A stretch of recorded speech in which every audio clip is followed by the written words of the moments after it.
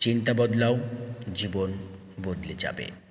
একটা সময় ছিল তুমি হয়তো নিজেকে ছোট্ট ভাবতে আমার দিয়ে কিছুই হবে না।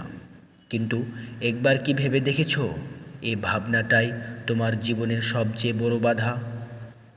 জীবন বদলাতে তুমি প্রথমে যা বলবে সেটাই তোমার চিন্তা।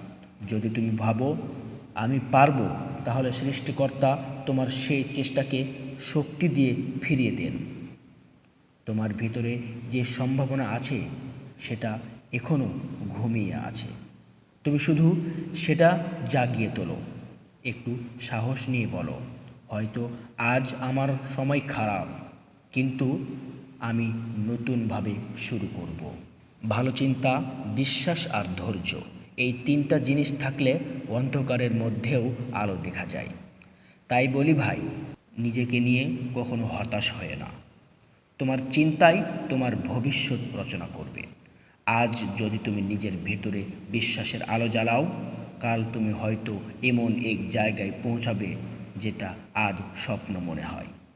চিন্তা বদলাও, জীবন এমনিতেই বদলে যাবে। কারণ আল্লাহ তাদেরই অবস্থান বদলায় যারা নিজের অবস্থান বদলাতে চায়।